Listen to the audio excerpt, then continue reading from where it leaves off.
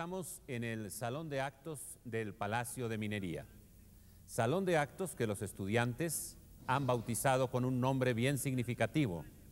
Lo llaman la maternidad, porque aquí salen a la luz los nuevos ingenieros de la Ciudad de México. Pues bien, en este mismo lugar saldrá a la luz hoy un encuentro de poetas. Están con nosotros, dentro del programa Poesía en nuestro tiempo, Andrei Voznesensky, de Rusia, y Eduardo Lizalde, de México, dos grandes poetas. Andrei Voznesensky es autor de muchos libros de poesía, vamos a hablar sobre ellos durante el programa, y se han reunido muchos de sus poemas en el tomo Nostalgia para el presente, en la traducción inglesa. Eduardo Lizalde es autor de Cada cosa es Babel, colección de poemas, El tigre en la casa, La zorra enferma y el último libro, La casa mayor. El diálogo de hoy tiene un interés muy especial, ya que un poeta ruso muy significativo va a poder aclararnos un problema que con Lizalde conversábamos hace un rato, que es el problema de la traducción de la literatura rusa al español. Y puedo decir que no solo al español, sino al francés y al inglés. Hoy día se están revisando todas las traducciones conocidas al francés de Dostoyevsky, Tolstoy, Gogol, Chekhov, Bunin. Se encontró que las traducciones que se habían hecho y que circulaban normalmente eran traducciones muy apresuradas, que en manera alguna daban la profundidad, el vigor, la luminosidad de estos grandes escritores rusos. Ni qué decir tenemos que la poesía sufría el mismo castigo. Hoy día, como digo, se están revisando en la colección de la Pléyade, empiezan a aparecer ya traducciones de Tolstoy, muchísimo más cuidadas, muchísimo más responsables. Pero han pasado, mientras tanto, 50, 60 años en los cuales nos hemos alimentado con una pálida versión de lo que es esa fuente espléndida, visionaria, de poesía y de conocimiento que es la literatura rusa. Por cierto que en América Latina la influencia de los autores rusos, de los novelistas sobre todo, desde luego, ha sido muy grande por generaciones. La lectura de Dostoyevsky, la lectura de Chekhov, la lectura de Kuprin, la lectura de Andreyev, forma parte de nuestra iniciación en la literatura. De generación en generación, los rusos, y esto lo he verificado yo con escritores más jóvenes y con escritores anteriores a mi generación, los rusos son el primer empujón, el primer golpe hacia la vocación literaria. Y los hemos leído mal traducidos.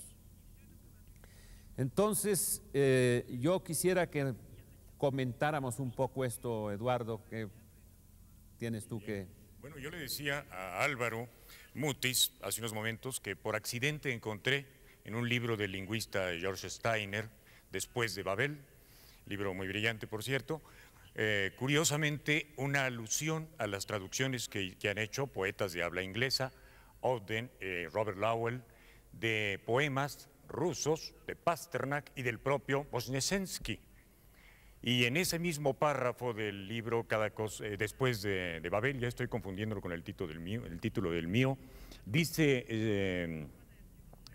el autor que es sorprendente, milagroso que con tan malas traducciones haya producido el poder original de la poesía en otros idiomas tal efecto en la poesía de otras lenguas. Es el problema de la barrera de las lenguas. Y menciona de paso, por ejemplo, que cuando Goethe traduce las versiones de Hafiz, no conoce el idioma original y que tampoco conocía el chino Pound cuando traduce los poemas de Katay. Y sin embargo, en la versión final, estos poemas cumplen un papel milagroso, como dice Steiner. Pero yo creo, no sé qué piensa el poeta Voznesensky, pero pienso que sigue siendo una grave tarea de los poetas contemporáneos, la traducción. La traducción es un problema muy serio. Particularmente de la literatura rusa, porque esto que anotas tú, ¿cómo será el vigor? ¿Cuál será la importancia? ¿Qué tan lejos habrán ido los escritores rusos en esa inmensa tradición literaria que tienen, que a través de pésimas traducciones han logrado crear una huella tan honda? Exactamente. Yo quisiera oír a Andrei a este respecto.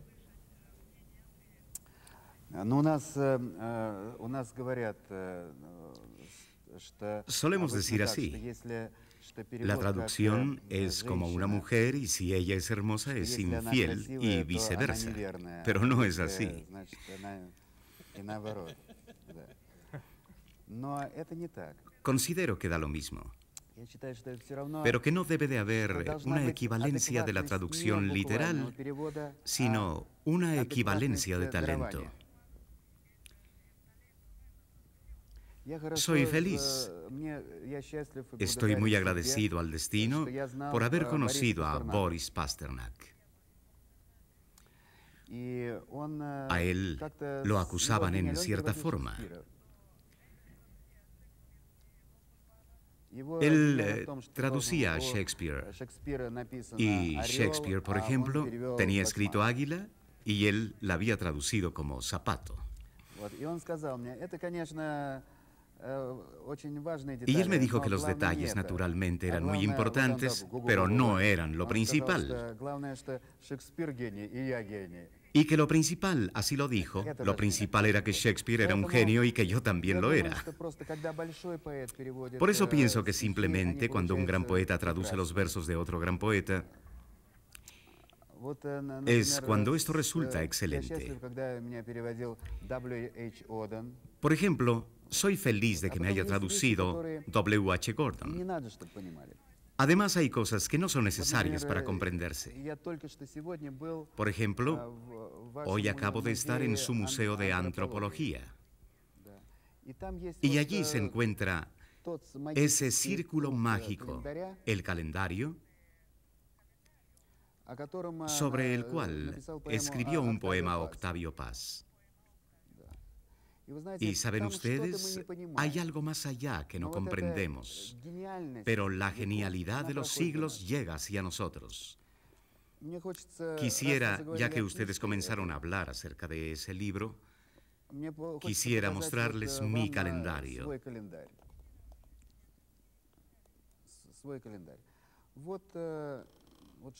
Helo aquí, para que también lo vean los espectadores.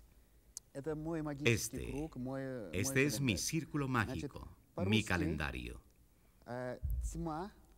En ruso, tsma significa la oscuridad. Darkness es oscuridad. Mat son las mismas letras, pero en otra disposición. Mat significa madre.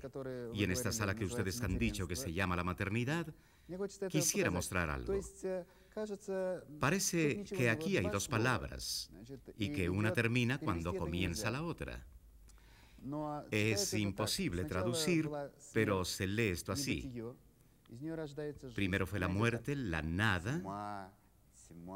De ella nace la vida y ella va así. Tzma, tzma, tzma, tzma, tzma, tzma. Y se va de nuevo. Y me parece que es lo mismo. Incluso si la gente no entiende esto, daría lo mismo que si fuera comprensible.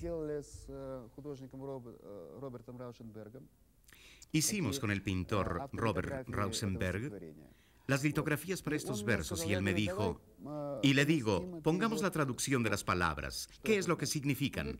Y él me dice, no es necesario, porque en las palabras de una poesía verdadera debe haber cierta magia la cual se transmite sin traducción. Bueno, esto es tener una fe en la poesía muy grande.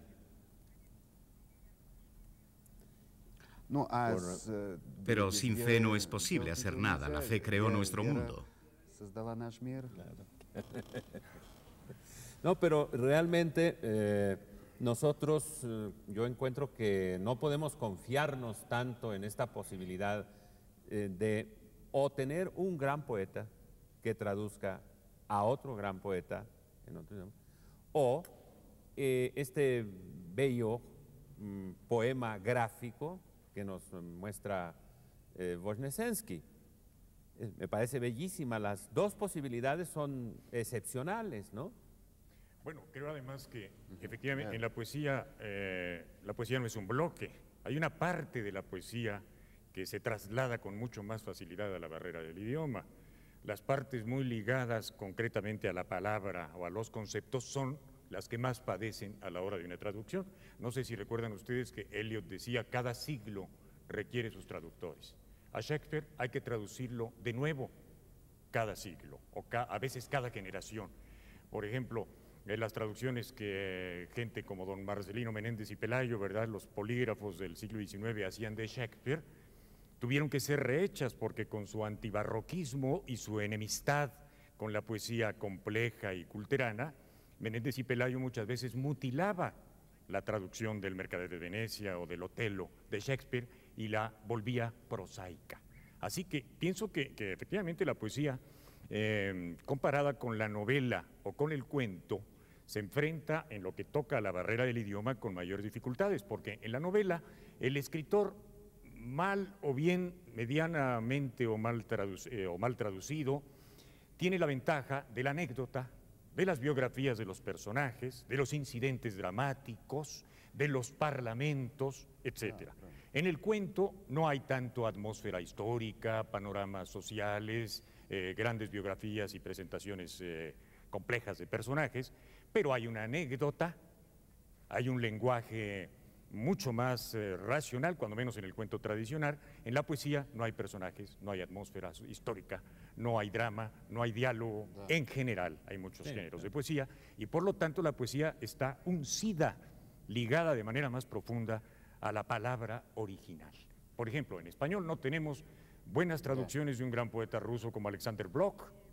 Yo conviví en mi primer matrimonio con una persona que llegó a hablar muy bien ruso, no logré beber esa hermosa lengua entonces, y llegué a traducir. Este es un recurso que han utilizado muchos poetas. Octavio Paz ha traducido poetas japoneses, poetas suecos, con el auxilio de una persona que domine perfectamente la lengua. A eso me refiero yo cuando digo que tenemos, no sé qué piensan ustedes, una grave responsabilidad en cuanto se refiere a la traducción en manos de poetas profesionales, de los poetas profesionales existentes. Esa es ¿verdad? la situación ideal, esa sería la solución ideal, ¿no? Magnífico, magnífico. Porque yo tengo un hambre, una auténtica hambre de saber algún día cómo es Pushkin, que es un poeta que yo no he podido, yo lo intuyo, mis amigos rusos con quienes he hablado, cada vez que les menciono el nombre de Pushkin se les ilumina la cara, parece de una belleza inconmensurable el lenguaje, el idioma de Pushkin.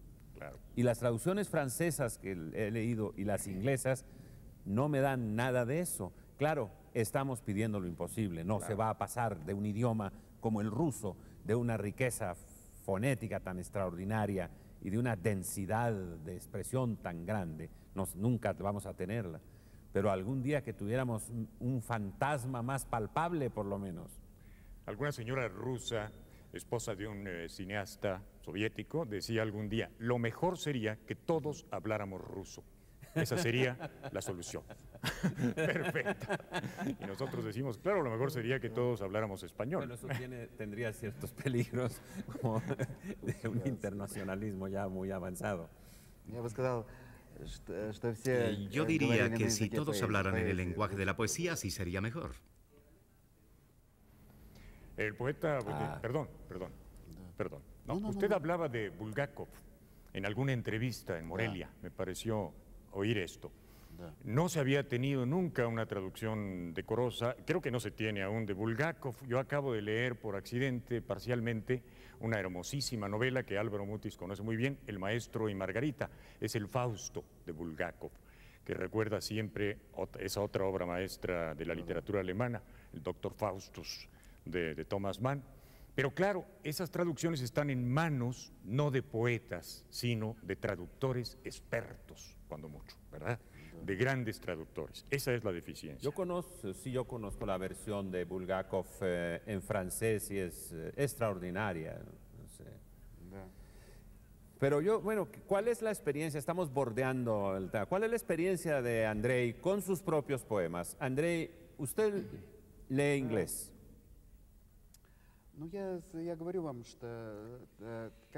Yo les digo que está claro que cuando un poeta está traduciendo algo, traduce lo que le es cercano. Así W.H. Gordon tradujo lo mío, también lo que era cercano a Allen Ginsberg. Unas cosas de carácter más político, él las tradujo. Cuando lo realizan, los que no son poetas resulta naturalmente mal. Ya les he dicho que hay unos versos que son versos metafóricos en prosa que pueden traducirse. Pero a Pushkin, ustedes han hablado de él, incluso Nabokov, quien conocía la lengua rusa muy bien y era un gran escritor, no pudo traducir a Pushkin. Resulta una prosa banal, algo desaparece, sí. O, por ejemplo, en la obra de Bulgakov, allí donde comienzan los fragmentos surrealistas de la vida moscovita, claro que pueden traducirse. Pero esta novela comienza así. En un blanco manto con forro ensangrentado, con paso arrastrado de caballería. Esto marca el ritmo con el cual aparece Pilatos. Esto es lo que es imposible de traducir, pero de cualquier manera considero... más podamos rescatar, mejor. Sí, sí, porque hay algo en la gente más allá de la lengua, una protolengua. Por ejemplo, ustedes son católicos, probablemente. Y la misa para ustedes se dice en latín.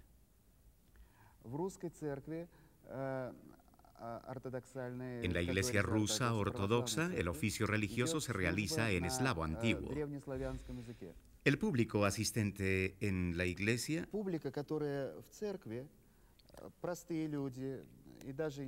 son personas sencillas e incluso intelectuales.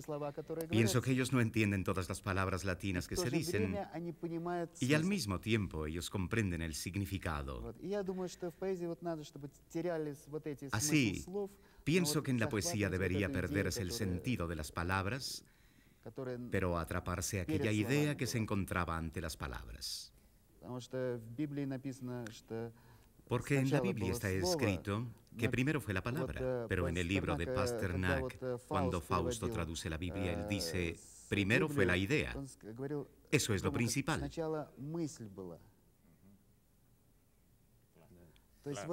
Pero de cualquier manera entiendo. Yo creo que hemos llegado a un punto que me interesa mucho. Esa parte de la poesía que se transmite por un milagro en donde no es la palabra el transmisor principal, sino esa parte interior que tenemos de ritual, sagrada, como se le quiera llamar, llamémosla misteriosa para usar una palabra muy pobre para hablar de esto, es la que nos comunica por encima del idioma. Pero la música, cuando se usa mezclada con la palabra, le da un impulso a la palabra. Yo oigo Boris Godunov, que es una ópera que conoce muy bien Eduardo Lizalde, que tuvo sus pininos de cantante y lo hace admirablemente. Soy un cantante frustrado, simplemente. Boris Godunov es una obra que yo oigo sin traducción ya, y realmente yo podría decir honestamente que yo la entiendo. De allí que el ensayo... Sí, claro. Evidentemente. Claro, claro. Ahora, me parece muy importante lo que está haciendo Andrei Voznesensky. Que ha escrito una ópera. Que es escribir una ópera rock. ¿Verdad? Que un gran poeta como Andrei haga una ópera rock nos va a ayudar a todos a gozar de la poesía rusa y de su poesía con el impulso y con la ayuda de la música. Porque yo quisiera saber un poco cómo se gestó esta ópera rock, cómo la siente ahora Andrei. Usted habló de Boris Godunov y allí la música ocupa un lugar muy importante. Una música muy rusa y muy sublime.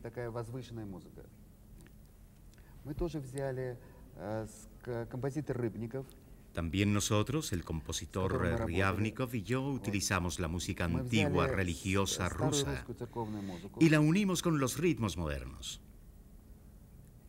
И соединили с ритмами сегодняшнего дня. У вас есть прекрасные Ustedes tienen una estupenda ópera rock, la cual admiramos. Jesucristo Superstar. Но нам хотелось сделать русскую оперу. Pero nosotros queríamos hacer una ópera rock rusa y quizás, discúlpenme, más seria. Algo al estilo de Dostoyevsky. No relataré la trama.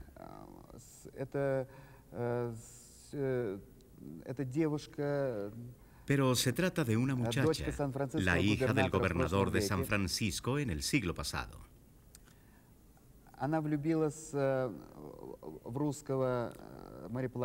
Ella se enamora de un marinero ruso de 42 años. Contra ellos estaban dos religiones, la ortodoxa y la católica, que existía allá. Dos países, porque entonces California pertenecía a España. Y dos naciones que se llaman edades. Todo estaba en contra de ellos. Ellos se comprometen. Después él sucumbe cuando va por el permiso del zar para casarse. Muere en Siberia. Ella lo esperó durante 35 años y se convirtió en la primera monja en toda la costa de San Francisco. Esta es la fórmula de la trama. Pero nosotros queríamos presentar las raíces, cómo los sentimientos penetran en lo profundo, como todo. Cómo dos individuos, dos personalidades, vencen estos mundos colosales que estaban en contra de ellos. Y quizás, espero, actualmente existe el proyecto de que la ópera venga al Festival Cervantino. Magnífico. Muy bien.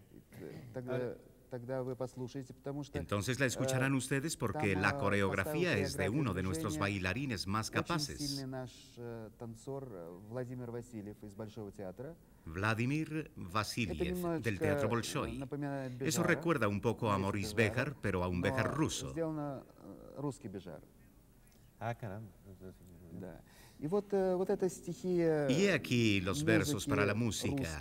Son rusos y al mismo tiempo traducidos a la actualidad. ¿Será posible al azar escuchar algún fragmento de esa música?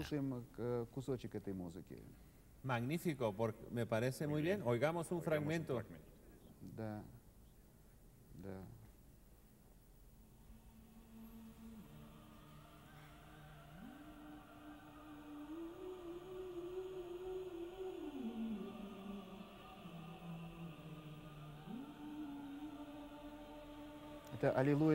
Es el aleluya del amor.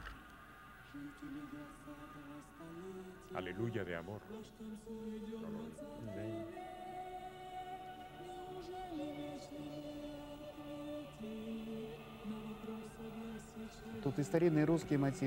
Los antiguos motivos rusos me parece que han sido resueltos en forma moderna.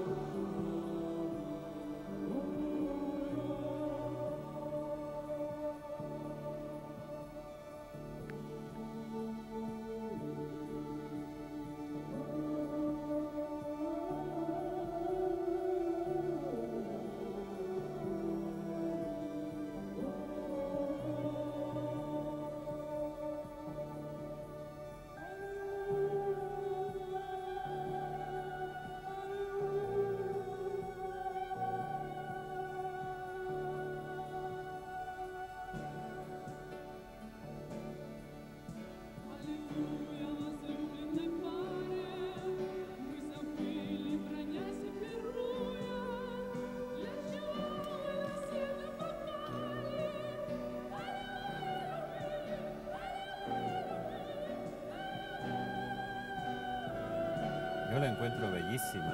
Muy interesante. Black. Muy interesante.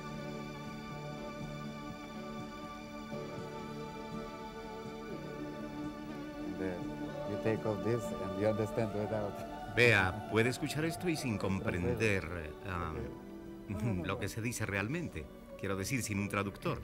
It's okay.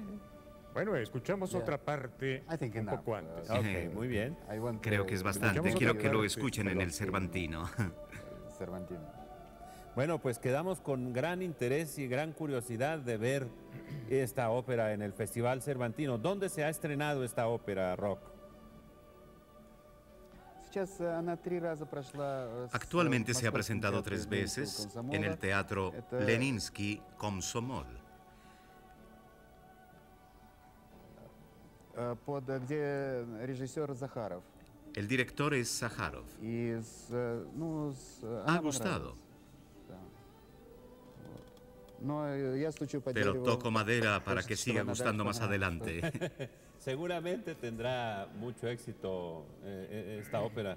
Yo encuentro extraordinario como trabajo, además como honestidad y frescura de relación con la poesía, la de Andrei Voznesensky. Esto es bien ruso, ¿no? Hay Claro.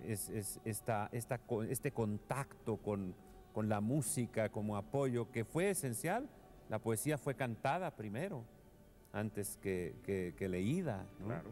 Entonces este regreso o permanencia de la tradición rusa de la poesía cerca de la música. Bueno, además los grandes compositores rusos de la ópera, de la gran ópera del siglo XIX, Mussorgsky desde luego, pero el mismo Tchaikovsky se apoyaron en textos de poetas, de Pushkin, nada menos, ¿verdad? Y yo encuentro, curiosamente, en una parte que antes escuchamos de la ópera rock de Voznesensky, una sección que me recuerda muy cercanamente, precisamente, a Glinka, por ejemplo, La vida por el zar, ese final con campanas en que el héroe ruso, Iván Susanin, muere en brazos de los seres queridos. Recuerda mucho esta música de iglesia y de grandes campanas, con que tiene que mezclarse una ópera de este género, ¿verdad? Supongo que Voznesensky ha escuchado muy bien a estos músicos. Es una tradición, sí. Ahora, Andrei, ¿usted está contento con la ópera? Por lo pronto, soy feliz. Claro que siempre se sabe qué es lo que no se logró, pero trabajamos durante 3 años y se puede creer que ya está lista. Las palabras fueron escritas por usted en su totalidad, basado en una historia real, ¿no? Sí, es una historia real. Lo que les había relatado no era una invención. Discúlpenme, pero me parece que este tema es histórico y más vigoroso que el de Romeo y Julieta. Allá se trataba de unas 2 familias y aquí hay una historia enorme, 2 fuerzas grandiosas, 2 personas. No, Es un love story, ¿verdad? sí, Claro. yo encuentro la historia de una belleza y de unas posibilidades enormes. Está escrita en verso, está escrita en verso. Está escrita en verso, según tengo entendido. Sí, es un verso.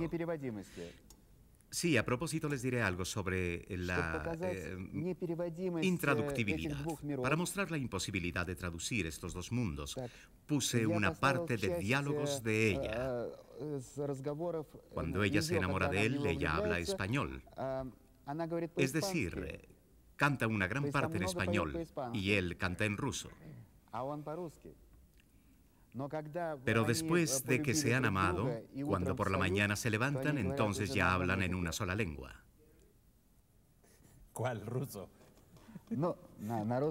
En ruso, por supuesto. Estuve hace muchos años en China, por ejemplo, y al llegar a Rusia, dije, estamos por fin en un país cristiano.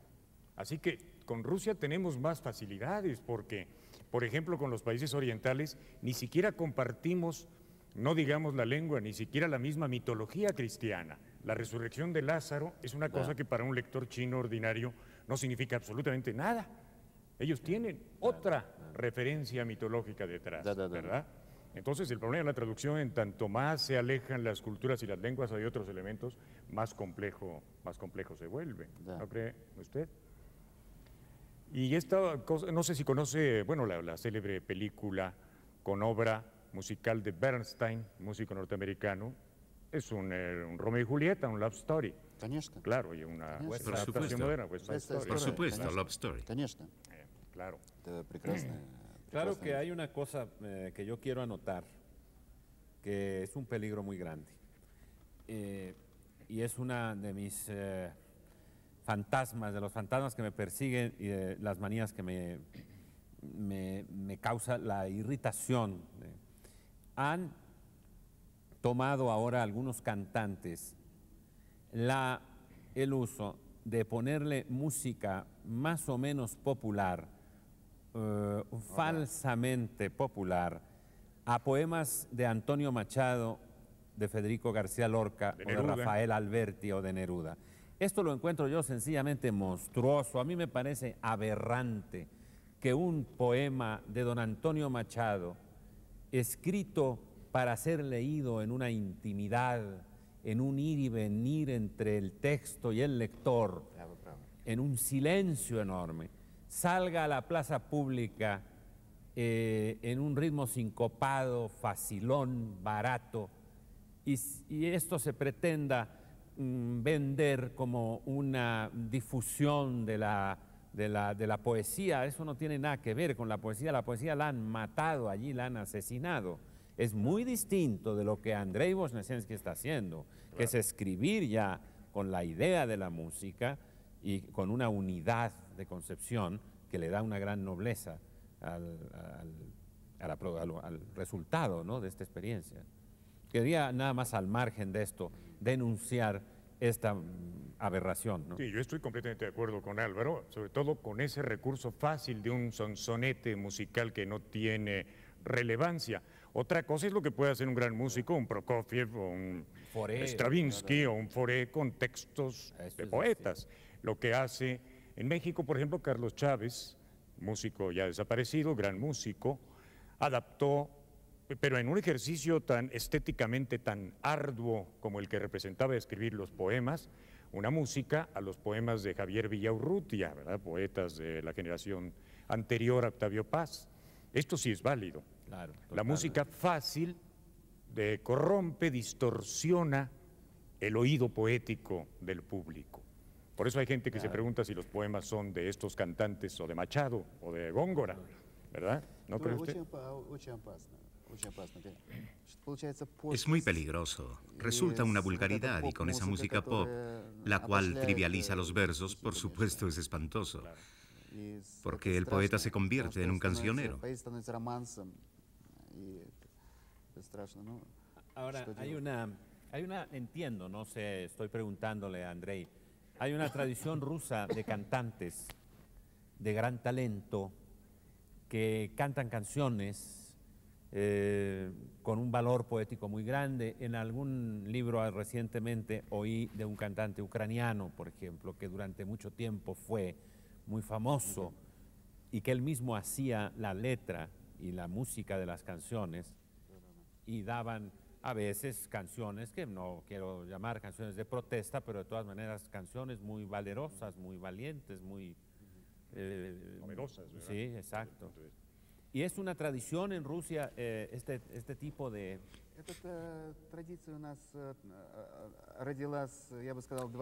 Esta tradición tuvo el origen en nuestro país, yo diría, en el siglo XX.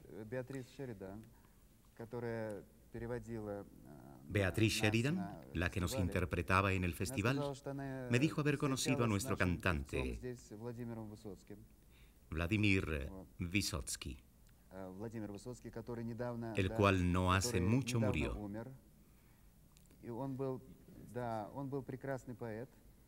Él era magnífico poeta y actor. Él interpretó a Hamlet. Ahora que fue el aniversario de su muerte, nuestro pueblo lo aprecia mucho, sí, porque él hablaba de la vida cotidiana con una voz potente.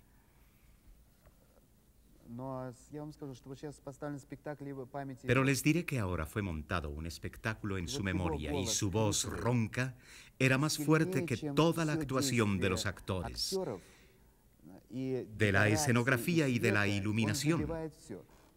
Él estaba por encima de todo. Es decir, fue el triunfo de la palabra y de la poesía. Bueno, claro que también está lo trágico de su muerte. Ahora en la lápida de su tumba escribí unos renglones.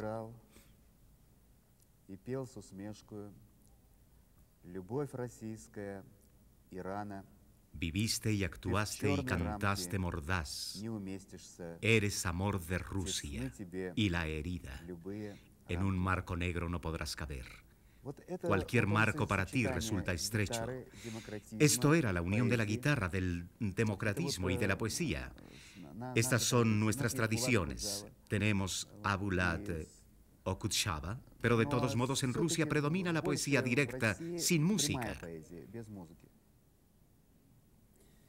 Pero en el siglo pasado o en otros siglos no hubo esta tradición de cantantes del pueblo, de trovadores.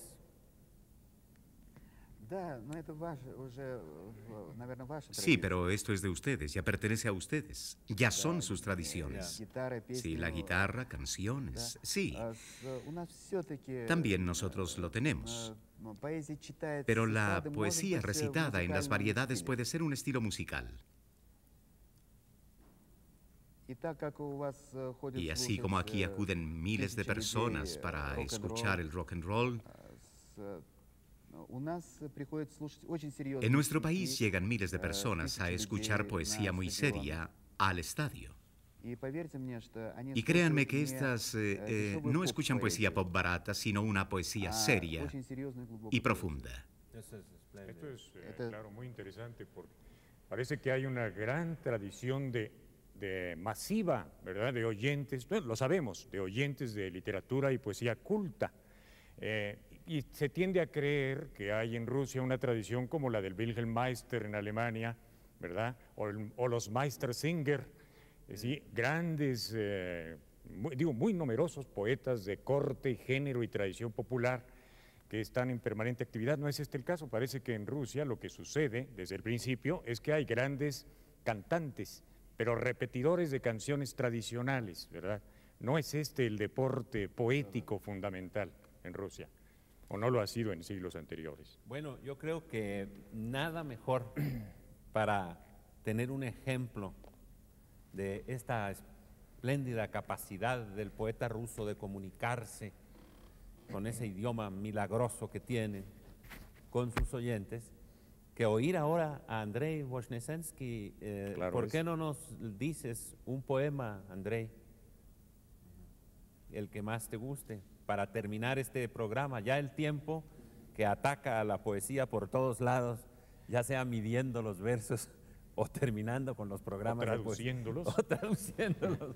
Se nos vino encima y vamos a terminar, y yo quiero oír primero a Andrei y después a Eduardo Lizalde.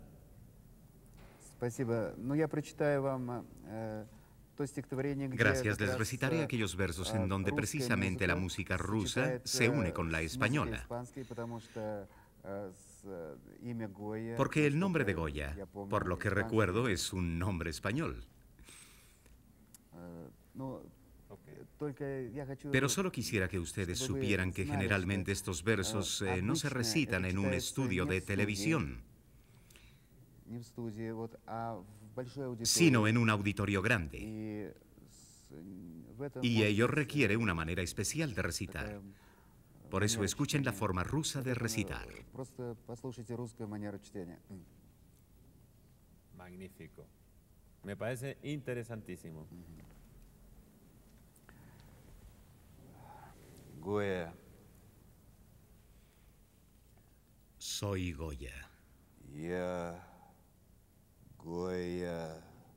Las órbitas en mis cuencas las picoteó el adversario en raudo vuelo sobre el campo solitario. Soy la aflicción. Soy voz de la guerra de los pueblos, el tizón sobre la nieve del año 41. Soy el hambre, soy el cuello de la mujer colgada cuyo cuerpo como campana sobre la plaza desnuda se mece. Soy Goya, oh viñas de la ira, levantad el vuelo de un tirón hacia occidente. Soy las cenizas del huésped no invitado, y en el cielo del jubileo sembré recias estrellas como clavos. Soy Goya. Magnífico, magnífico. Que además, qué bella coincidencia que una poesía dicha con esa emoción se refiera a un pintor como Goya y a un país como España. Bueno, pues ahora escuchemos a Eduardo Lizalde. ¿De qué libro nos vas a leer, Eduardo? Pues leeré un poema breve, un tanto metafísico, pero tiene que ver con el problema de la estética, del cómo hacer los poemas, del libro que mencionó Álvaro, La zorra enferma. Es un libro muy misceláneo y tiene un epígrafe, este poema, de Jorge Guillén, poeta español de la generación de Lorca. Lo más bello es muy poco. El poema se titula De la belleza perseguida y dice: nada es bello, la belleza no es bella. Lo bello es feo, el bello no lo es. La bella es casi bella, pero no se alcanza. Bella en sí misma la fugaz belleza, no es bella para los demás. Bello en su dentro, al terminar consigo, lo bello no es ya bello, para aquella belleza brusca y particular de muslos llenos, talle apretado, videncia de una luz que mira al ojo gorostiza, al ojo malarmé. Esta bella persigue su belleza, se persigue a sí misma en un retrato que los meses royeron al contrario, pues lo hicieron más joven que el modelo. Inútilmente persigue y se persigue, no será bella más. Antes de serlo no era bella tampoco. Cuando era bella no lo fue. Nunca fue bella en realidad, aunque era bella para todos. Si la propia belleza no fue bella, ya se dijo, si ella misma, la bella de las bellas, la bella bella, no lo es, si bella como es ella, parece ruda ahora, si bella aquella bella es forma de ella, ciudadano Platón, topos uranos, ¿cómo ha de ser alguna cosa bella? ¿Cómo belleza ha de tener alguno? ¿Cómo belleza habrá en este poema? Este es el texto. Un poema muy característico de un talento que tienes de regustar el lenguaje y de sacarle lo más posible.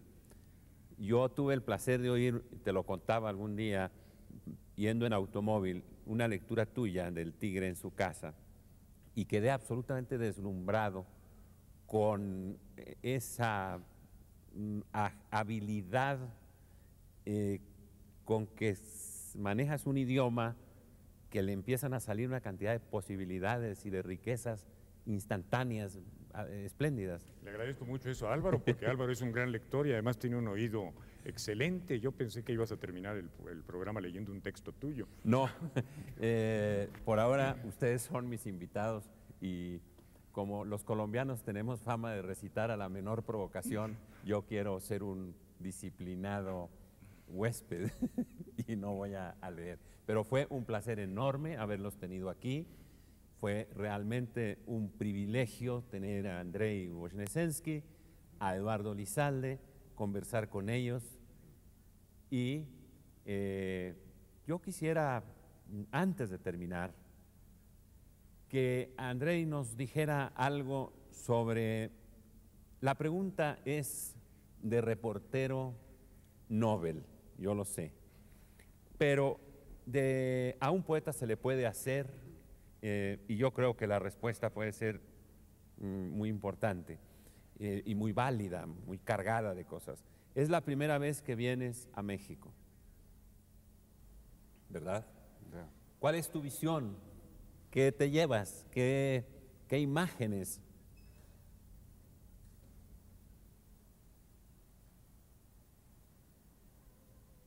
Has visto ídolos, has visto tumbas, has visto pirámides, has visto mexicanos, has estado en ese lugar privilegiado del suelo mexicano que es Morelia, has estado con poetas mexicanos.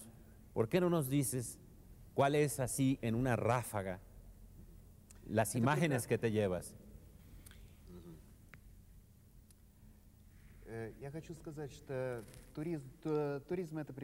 Quiero decir que el turismo es una cosa sensacional, por supuesto. Pero hace media hora, junto con Allen Ginsberg y el Dr. Hoffman, quien descubrió LSD, vimos a su diosa Xochipilli, con flores y luto mágico. Quiero penetrar no en el México turístico. Por eso quiero conocer a María Sabina. Quiero ver el alma, las entrañas de México, lo cual tan bellamente se manifestó en Morelia en el festival. Esto de todos modos es el espíritu, el instinto del país, el cual traté de oír a través de los versos. Y además quiero decir a los periodistas que de cualquier manera fue excelente el haber realizado el festival. Es muy difícil organizar un festival y Homero Aridgis, el poeta, él mismo fue de repente convertido en el organizador. Me parece que la poesía puede tomar en sus manos la organización del mundo. Pienso que la poesía iría hacia arriba. Pues yo creo que es una de las pocas posibilidades que tenemos de salvarnos, y ojalá en esa salvación se incluyan los poetas también, no solo la poesía, porque estamos frente a un panorama. Lo intentaremos. Muy bien. Bueno, pues tú tienes algo que agregar, Eduardo, ¿querías decirle algo? Al contrario, decir solamente que agradezco a Álvaro esta invitación y esta oportunidad de estar con el poeta Voznesensky. Creo que el tiempo está encima y debemos despedir el programa. Pues así termina un programa más de la serie La poesía en nuestro tiempo. Muchas gracias por su atención y muchas gracias a ustedes.